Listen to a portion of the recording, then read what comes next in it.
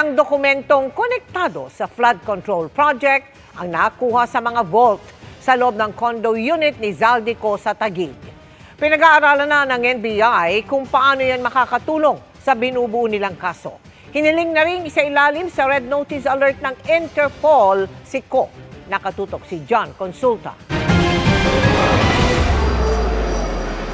May formal request na ang National Bureau of Investigation sa International Criminal Police Organization o Interpol para ilagay sa Red Notice Alert si dating Congressman Zaldico. Kaugnay pa rin ito ng mga kasong kinasasangkutan niya kaugnay ng mga maanumalyang flood control projects. Naharap sa kasong malversation at graft si Co. kaugnay ng mga ghost flood control projects ng Sunwest Corporation sa Oriental Mindoro.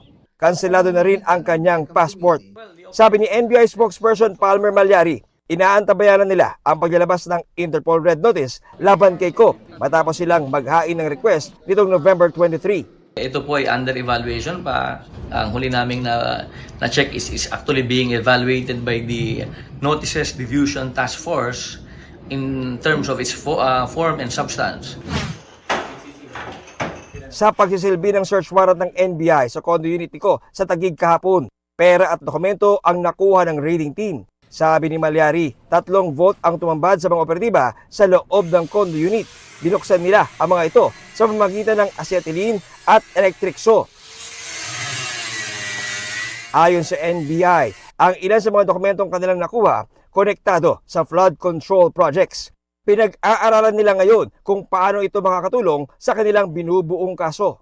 The NBI Organized and Transnational Crimes Division being able to collect what we believe is sufficient evidence. There was an affirmative result of the operation. And then from there, we will have to wait for the disposition of the court.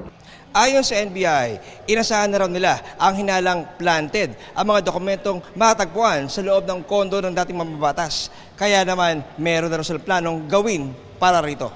We adhere to the principle of thoroughness and legality. And hindi naman po agad tayo naniniwala hook, line, and sinker.